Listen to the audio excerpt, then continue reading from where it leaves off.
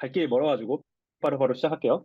그래서 처음에 트랜스포머라는 걸 한다라고 하시면 되고, 이미 뭐 여기 계신 분들, 언어 모델 하신 분들은 트랜스포머 뭔지는 다 아실 거예요. 그래서 이제 그냥 간단하게 짚고 넘어가는 거 정도로 하겠습니다.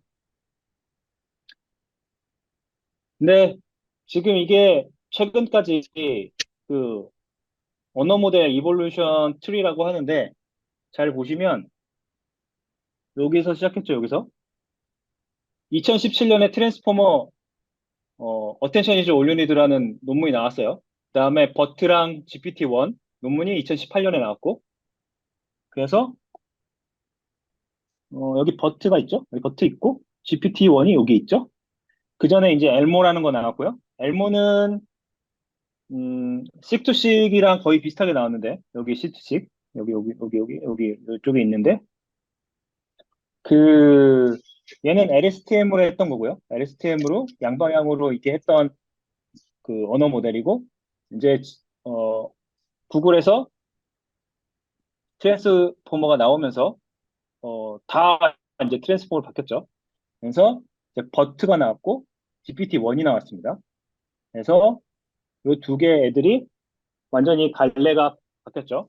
얘는 다운스트림 태스크에 강점이 있는 애고, 버트는 GPT-1은 생성형인 글을 만들어내는데 이제 강점이 있는 모델로 이제 각자 개발이 되게 되는데, 버트는 여기 드버타 이후로 이쪽은 이제 거의 논문이 요즘에 안 나오고 있는 것 같아요. 저희는 드버타까지 해봤는데 회사에서 이 뒤로는 거의 논문이 안 나오는 것 같고, 그 당시에 이 LLM 모델은 엄청나게 나오고 있죠. 그 뒤에도 이제 엄청난 그 이머징이 일어났는데, 그래서 뭐 파라미터가 지금 팜 같은 경우에는 5,400억 개인가요? 540 빌리언이니까 뭐 그렇게 커졌죠. 메가트론인가 그건 더 큰 것 같던데, 아닌가? 메가트론이 좀 작나요? 아무튼 그렇게까지 이제 파라미터 가수가 커진 모델까지 나왔고, 최근에는 SLLM이 또 대세죠. 뭐 알파카나 이런 것들 이렇게 나왔는데, 그거의 모든 시작은 얘 트랜스포머다 그런 거고요. 트랜스포머는 어텐션 이즈 올리니드 약적이라는 논문에서 나왔었고요. 그래서 원래 구글 브레인에서 처음 써가지고 구글이 만들었는데, 오픈 AI가 더 유명해지고 있죠. 그래서 이제 구글이 열받을만 해요. 그래서 구글 요번에 제미나이 나왔는데, 제미나이가 잘 되길 저는 좀 기대하고 있고요. 얼마나 잘 나올지는 아직 테스트를 안 해봐서 잘 모르겠고. 근데 요 옆에 있는 것처럼 이게 트랜스포머의 구조인데, 다들 아시겠지만 트랜스포머는 엔코더하고 디코더의 구조로 되어 있는 오토 엔코더 구조죠. 오토 엔코더. 오토 엔코더의 구조인데, 엔코더에서 레이턴트 스페이스가 압축돼서 나오면 그걸 가지고 어, 디코더에서 갖다 쓰죠. 여기서 여기 두 개 갖다 쓸 때 이 두 개는 키값하고 밸류죠.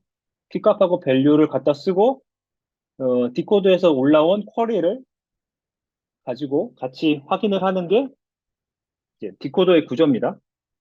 근데 여기서 왜 중요하냐 이게, 버트는 이 구조에서 엔코더만 쓰고요. GPT는 디코더만 쓰죠. 그래서 GPT를 오토 리그레시브 모델, AR 모델이라고 하고요. 버트를 엔코딩 모델이라고 합니다. 엔코더 모델.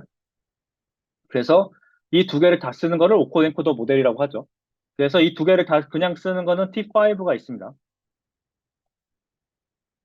이런 식으로 돼 있고요. 음, 여기서 중요한 점은 버트, 그러니까 엔코더는 그 전체 문장이 있으면 뭐 I love you 이렇게, 잠깐만요. 그러면은 터지면 이렇게 뭐 어떻게 문장이 있다. 문장이 있으면 문장의 단어와 각 단어들과의 관계를 다 알기 위해서 이 매트릭스 연산을 하는데, 디코더는 AR 모델이라고 했잖아요. AR 모델. 그래서 미래 값 없이 현재 상태의 값만 가지고 그 다음 값을 예측하는 모델로 이제 그 발전이 되어 왔거든요. 그래서 지금 이 단어에 대해서 앞에 한 단어, 두 단어, 여기 단어에 대해서 뭐 두 단어, 요 단어에 대해서 뭐 세 단어를 가지고 다시 말해서 요 단어를 예측하겠다 하면 그 앞에 단어 세 가지만 보고 하기 때문에 얘를 마스크드 형태라고 합니다. 이제 그 현대까지에 있던 데이터만 보고 그 남의 미래 값은 마스크한 상태에서 이제 내적을 하죠. 어텐션을 취하기 때문에 이렇게 하는데 요 구조가 그대로 GPT, 버트 둘 다 이렇게 쓰입니다. 그래서 버트의 이름이 Bidirectional Encoding R이 뭐였더라? R이 갑자기 생각이 안 나네요. 무슨 트랜스포머인데? R은 제가 좀 이따 기억나면 말씀드릴게요. 그리고 GPT는 어, 제너러티브 프리트레인드 트랜스포머죠. 그래서 음, 요 그 트랜스포머의 원래 디코더 인코더 구조를 그대로 사용한다. 그 마스킹 하는 방법도 거의 그대로 사용한다. 그래서 트랜스포머를 정확하게 알면 네, 채팅에 또 올리셨나요? 네, 바이디렉션 리프레젠테이션 감사합니다. 리프레젠테이션 프롬 트랜스포머 이게 약자죠. 그래서 버트는 모든 방향에서의 양방향을 다 보는데 GPT는 레프트 투 라이트 형태로 이제 모델이 만들어진다는 거. 요거만 기억하시면 버트하고 GPT 거의 대부분 아신 거예요. 그리고요. 가장 중요한 게 트랜스포머의 어텐션이죠. 어텐션은 좀 이따 제 블로그 글에서 좀 더 자세하게 얘기할 거고요. 여기서 말씀드리고 싶은 거는 왜 얘네들이 트랜스포머 전부터 이걸 썼는데 이제 쿼리, 키, 밸류라는 개념을 왜 가져왔을까? 근데요, 이거는 D2L, D2L.AI라는 곳에 가면 그 MIT였나요? 스탠포드였나 MIT였나? 그래서 이제 그 박사분들이 쓴 책이 있어요. 딥러닝 북 책이 있는데 거기에 보면 이 퀄리티 밸류를 굳이 여기다가 이 개념을 쓴 거는 이게 퀄리티 이게 쿼리가 날라오면 우리가 어떤 DB에서 쿼리를 주고 여기에서 있는 데이터를 찾는다고 치면 어떤 키값을 가지고 그 키값에 대해서 값을 찾잖아요.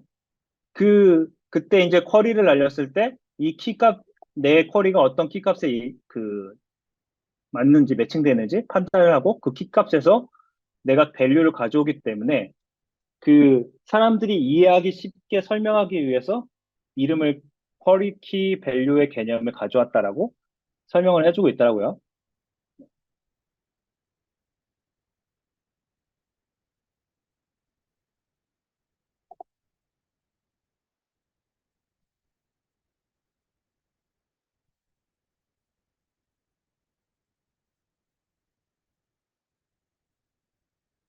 질문이 GPT 같이 디코더 베이스드 모델이 그러면 입력이 별도로 인코딩된 벡터가 들어가는 게 아니라 그냥 토큰들 인베딩한 거가 들어가는 건가요?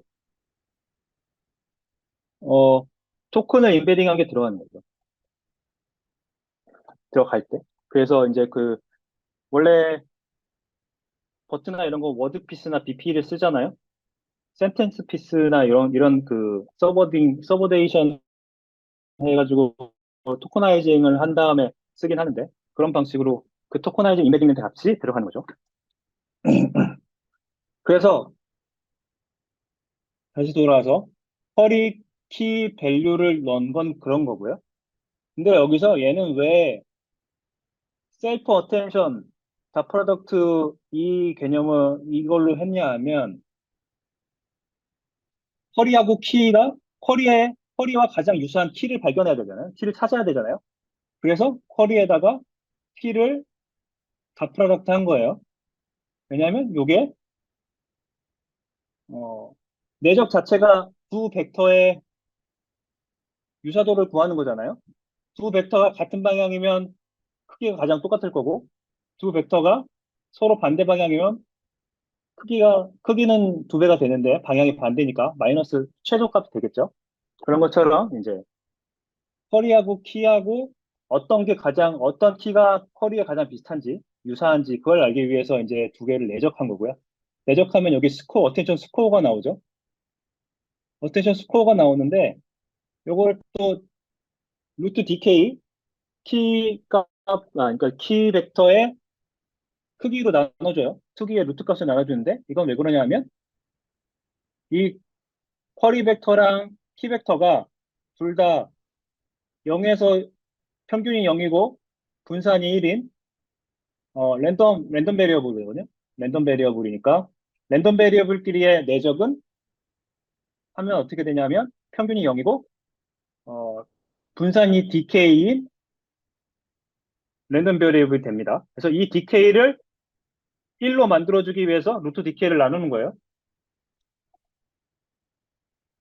별거 아니고요. 그냥 수학적인 트릭인데, 이 논문에서 보시면 얘가 하면 이 벡터의 분산이 커지는데 분산이 커지는 것을 막기 위해서 이 DK를 나눴다라고 설명이 되는데 수학적으로 따지면 아까 말씀드린 그 수학적인 의미 때문에 이게 DK를 나눠준 겁니다.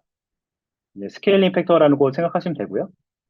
그렇게 해서 어텐션을 간 다음에 그 다음에 소프트맥스를 취하고 거기다가 밸류 벡터를 곱하죠. 이렇게 밸류 벡터를 곱하면 최종적으로 그 어텐션이 나오는 거죠. 그때는 뭐냐 하면 왜 그러냐? 이때는 어텐션 밸류가 나오는데 여기다가 밸류에다가 이 어텐션 스코어를 곱해준다는 거는 어떤 게 가장 리즈너블한 값인지를 알려준다는 거예요. 과중치를 둬서. 왜냐하면 커리하고 키하고 했을 때 커리하고 키에서 가장 유사한 값이 가장 큰 값을 가지니까 이 밸류 중에서 가장 큰 값을 갖는 것은 당연히 커리의 가장 렐러번트한 값이 큰 값을 갖겠죠. 그렇기 때문에 이런 식으로 수식을 만든 거고요.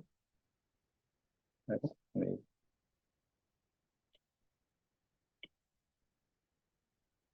뭐 이전에 뭐 바다나오 어텐션도 있었고 뭐 다른 방식의 어텐션이 있는데 거기는 또 이제 다른 방식으로 어텐션을 구해요. 그러니까 꼭 내적으로 구해야 되는 건 아닌데 얘는 내적으로 해서 이런 식으로 구했다. 그래서 최종식이 요겁니다. 최종식으로 이렇게 구했고요. 이거를 벡터로 해서 구하죠. 그래서 I am a student라는 문장이 있으면 이 문장에서 각 단어들이 서로 단어들과 어느 정도의 관계가 있는지를 파악하는 형태로 어텐션 메커니즘이 이루어져 있습니다. 그래서 이 그림이 뭔가 제일 잘 나타내는 그림이긴 한데요. 이렇게 문장이 전체가 있으면 문장 전체에 각 요소들이 그 모든 단어들과 어떤 관계를 갖고 있고 얼마나 어, 어텐션 스코어를 통해서 얼마나 더 이 단어와 연관되어 있는 강도가 강한 게 어떤 단어인지를 이 모든 단어에서 알게 됩니다.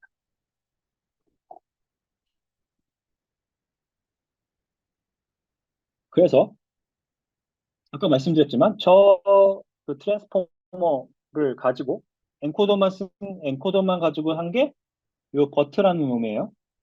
버트라는 놈은 전 과정에서 모든 벡터랑 다 이제 연관성을 가져야 되니까 이렇게 얼기설기 바이디렉셔널하게 이렇게 구가게 되는데 GPT라는 놈은 얘는 디코더 형태이기 때문에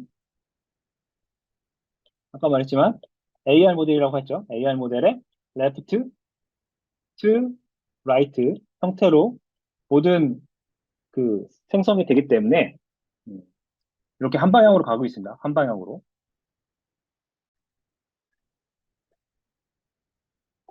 음, 이걸 쌓아보면 첫 단어는 모든 문장에 다 연결돼 있죠. 두 번째 단어는 첫 문장에는 안 하고 두 번째 문장에서 이렇게 되고 이렇게 하면서 음,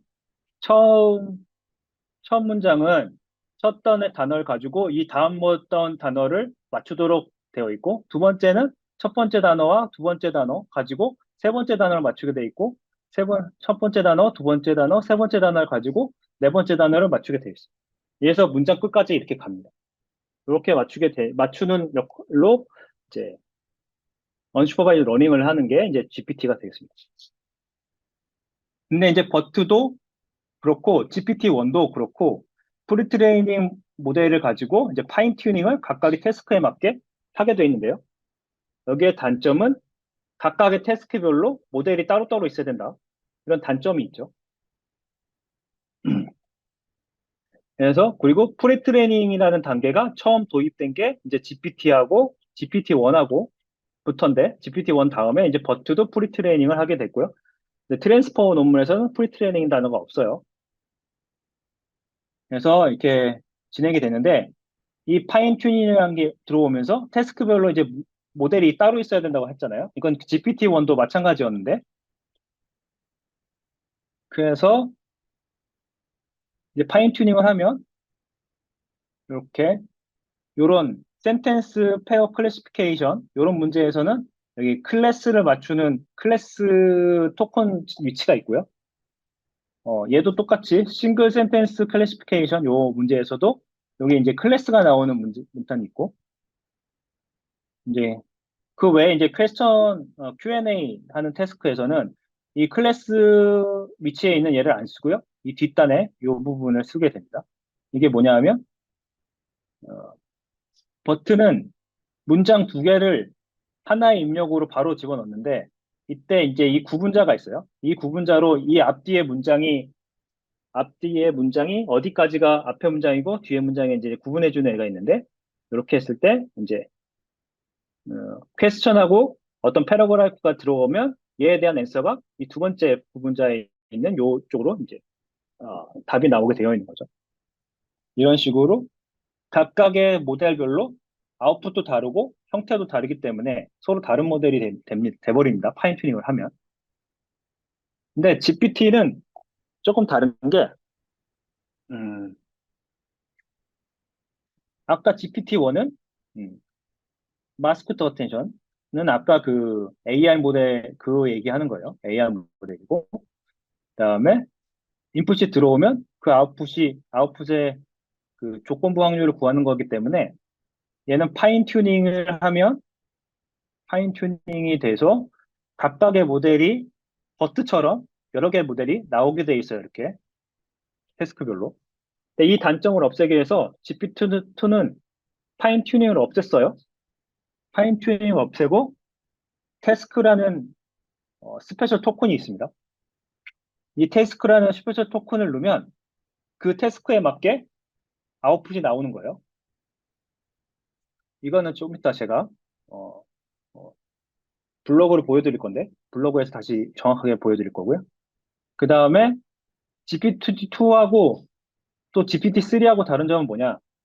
모델은 똑같아요. GPT-3는 더 커졌을 뿐이에요. 더 커졌을 뿐인데 얘는 파인 튜닝을 안 했다고 했잖아요. 얘는 퓨전 러닝을 했습니다. 그래서 GPT-3 논문을 보면 제로샷 러닝이라는 게 나오고요. 원샷 러닝, 퓨전 러닝이 나와요. 이 세 가지를 성능을 비교하는 게 GPT-3의 논문입니다. 그래서 다른 거 하나도 없고 구조나 이런 거 하나도 변경되지 않았고 어, 파라미터 개수만 17비, 170억 개가 됐고요.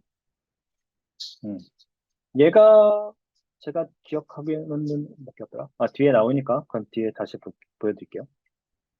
얘가 한 5억 개 됐을 거예요. 5억 개. 5.4억 개인가? 뭐 하여튼간 그 정도 됐는데 그보다 이제 5배인가 7배인가가 커졌죠. 그리고 나서 이제 퓨전 러닝을 한 게 GPT-3입니다. 이제 그리고 요거는 이제 GPT 시리즈 마스크드 어텐션에 대해서 살짝 설명한 건데요. 이게 다 있는 거는 셀프 어텐션. 원래 트랜스포머가 이렇게 했고 버트가 이렇게 한다고 말씀드렸죠. 버트의 방식이 요거고요. 마스크드 셀프 어텐션은 지금 내가 요 위치에 단어를 맞추고 싶으면 이 뒤에는 마스킹이 되고요. 이 앞에 마스킹이 안 된 단어들끼리의 어텐션만 가지고 얘를 구하는 겁니다. 그래서 여기 잘 아마 요 분이 블로그에 가면 좀 이따 보여드릴 건데 요 커리큘럼이 이 메커니즘이 잘 설명이 되어 있어요. 그래서 이렇게 그 어텐션 메커니즘에 대해서 좀 더 공부를 하고 싶으면 이분 블로그를 쭉 읽어보시면 좀 쉽게 이해하실 수 있습니다. 그래서 지금 여기에 뭐 boy is learning 이라는 단어가 문장이 있다고 치면 A가 들어가면 음, 아무것도 없죠. 하나 A가 들어가면 여기 A가 일단 나오고요. A 러닝이 아니, A가 들어가고 A 러닝이 들어간 A 보이가 들어가면 그 다음 is가 나오는 거예요, 여기. 그다음에 보이 is가 들어가면 러닝이 나오고 이렇게 해서 하나씩 하나씩 순차적으로 어, 아웃풋이 내뱉게 되는 게 이제 그 GPT 디코더 형태의 모델이 추구하는 방식이고요. 그 학습도 그렇게 하고 질문도 그렇게 나옵니다. 답이 그렇게 나옵니다. 어, 그리고 여기 나와 있는데요. 음, 어, 그래서 얘를 next word prediction이라고 해요. 버튼은 next sentence prediction을 하거든요. 근데 얘는 next word prediction을 하고요. 이럴 때 how are you 할 때 GPT-2는 그 다음에 doing이란 단어를 이 앞에 세 단어를 보고 맞추는 걸 진행하고요. 근데 여기에 스페셜 토큰이 이렇게 들어와요. 이 태스크 토큰인데 트랜슬레이트 코리안으로 한국어로 해석을 해줘라는 단어 이렇게 토큰이 들어오면 이 토큰에 따라서 얘의 아웃풋이 이렇게 한국어로 바뀝니다. 그 다음에 이건 Q&A죠.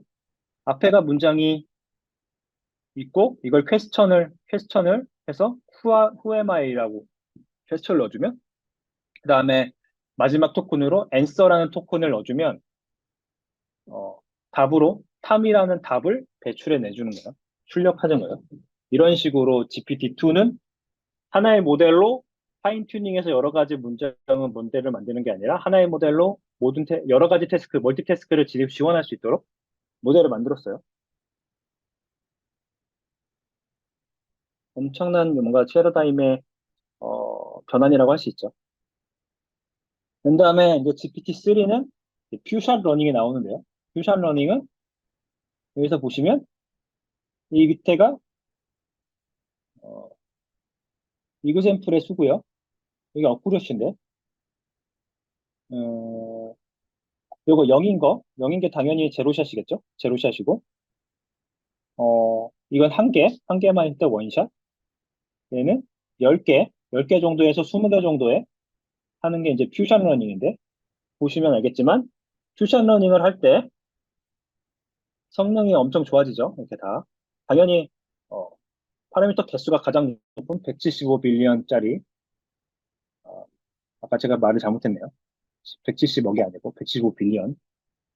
175 빌리언짜리 가장 큰 GPT-3 모델이 성능이 가장 좋더라. 근데 퓨전 러닝을 했을 때 더 성능이 좋다. 제로샷이나 원샷보다. 이거를 나중에 제가 링크를 알려드릴 텐데요. 제로샷하고 원샷하고 퓨샷이 뭔지에 대해서 좀 간략하게 알려드리는 게 있었는데 제가 설명을 좀 해드리면 제로샷은 음, 말 그대로 예전에 보여주지 않는 거예요. 예전에 보여주지 않는데 기존에 얘가 그 학습되어 있는 데이터를 가지고 뭐 내가 어떤 소의 이미지를 먼저 갖고 있고 말의 이미지가 갖고 있는데 그 그죠? 젖소 같은 이제 얼룩무늬에 있는 젖소의 이미지가 있고 그냥 말의 이미지가 있는데 이걸 가지고 얼룩말이 나왔을 때 난 얼룩말을 학습한 적이 없는데 이 두 이미지의 이미지의 정보를 가지고 얘가 얼룩말이라는 걸 맞출 수 있게 한다. 이게 제로샷 러닝이에요. 개념적으로. 완전히 또 꼭 그렇다는 건 아니고 그런 식으로 설명을 하고요. 원샷은 당연히 한 장의 데이터만으로 이제 고양이든 개든 프리트레이는 모델에 집어넣어가지고 이제 맞추도록 하는 게 원샷이고 퓨샷은 아까 말했지만 여기는 10장이죠. 10장 정도 되는 퓨샷 이미지의 샘플을 가지고 했을 때 어, 파인 튜닝은 되게 적은 수의 샘플을 가지고도 충분히 할 수 있다고 말하는 게 이제 퓨샷 런입니다. 여기서 이제 제로샷 프롬프팅도 나오고 제로 퓨샷 프롬프팅도 나오는 거죠. 비슷한 이미지요. 그래서 지금 이게 이제 요 그래프가 어마무시한 파라미터 개수의 이제 증가를 보여주는 그래프인데요. 어, 네. 지금 보면 GPT-2 제일 컸던 라지 모델이 엑스트라 라지인가? 그 모델이 1.5 빌리언이에요. 1.5 빌리언이고 GPT-3가 가장 큰 게 175 빌리언이죠. 그리고 메가트론이 530 빌리언이네요. 그 팜이 540이었던 것 같아요. 540 빌리언. 제가 봤을 때. 이렇게 점점 모델은 커지고 있고요. 그 COT 논문 같이 오늘 요번에 보셨으면 아시겠지만 COT 논문에도 라지 모델일수록 COT의 성능이 좋다. 이런 얘기가 나오고 그게 어, 또 숫자가 기억이 안 나네요. 100빌리언인가? 네, 100빌리언까지는 돼야 뭐 어느 정도 성능이 나온다. 그 앞에 1빌리언 이하의 뭐 8천만 개 뭐 이 정도 되는 모델, 작은 모델들은 성능 차이가 안 나더라. COT로 해도 이런 말이 있더라고요.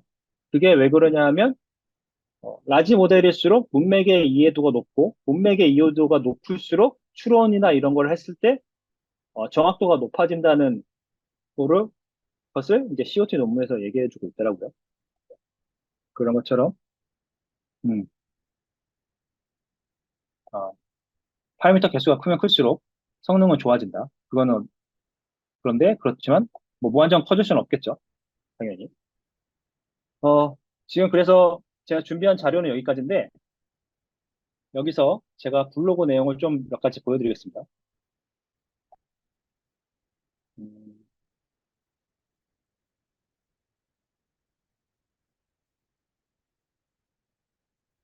아까 내용이랑 똑같은 건데요.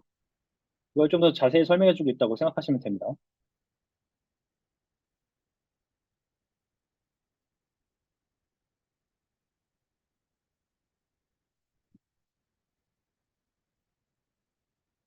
여기 보시면 이게 여기 요 분, 제이 알라마 요 분이 쓰는 이제 유명한 블로그인데요. 이 사람 블로그가 되게 이런 내용을 디테일하게 잘 설명해주는 내용이라서 그리고 좀 눈으로 보이게 그래서 많은 분들이 이제 인용하는 블로그인데 여기서 보시면 이제 GPT에 대한 설명이 나와요. GPT-2에 대한 요걸 보시면 이제 아웃풋이 이렇게 나온다고 나왔는데 그러니까 아까 그 제가 보여드린 그 그림인데 인풋이 이렇게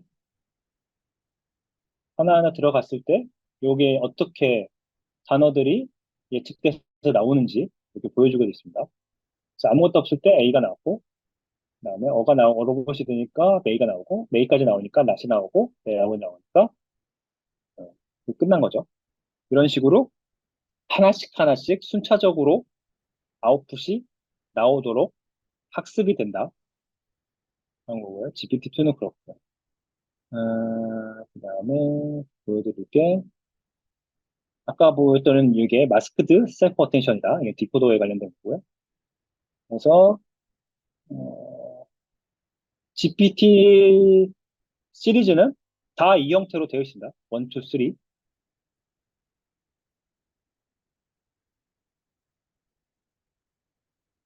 아, 네, 있습니다. 좋은 정보 감사하고요. 네. 이것도 그렇고 제가 그 논문 자료실에 올려놨는데 논문 자료, 공유 자료실에 보면, 그, 고려대 교수님이 이제 강의한 자료가 있어요. 근데 고려대 교수님이 강의한 자료도 보실만 합니다. 설명을 잘 해주셔가지고, 네, 디테일하게, 좀 쉽게 이해가 잘 돼요. 그래서, 이거는 저희가 문장을 가져왔을 때 문장 컨텍스트 길이에 따라서 어떻게 토큰 임베딩이 되는지 나와 있는 거고요. 네, 토큰의 모델 보캐블러리 사이즈는 5만이고, 5만 20이고 17이고, 그다음에 거기에 대한 임베딩 사이즈가 에 따라서 임베딩이 어떻게 됐는지 보여주는 그런 데이터고요. 그래서 요 블로그를 쭉 읽어보시면 좀 더 이 어텐션 메커니즘이 어떻게 돌아가는지 그거를 좀 잘 아실 수 있어요. 디테일은 다 쭉 읽어보시기 바라고. 그다음에 끝에 보면 이 셋 컨텐션이 어떤 메커니즘으로 어떻게 계산돼서 들어왔는지 이렇게 나와 있고요. 네. 쿼리 벡터랑 키 벡터랑 밸류 벡터를 네, 이 웨이트로 곱해서 구하고 그걸 가지고 이제 각 쿼리에 대해서 이제 키밸류 값을 어텐션을 서로 곱해서 썸에서 최종 값이 난다. 이것도 알려주고 있고요. 그래서 이 블로그를 한번 좀 관심 있으신 분들은 쭉 보시면 좋겠습니다.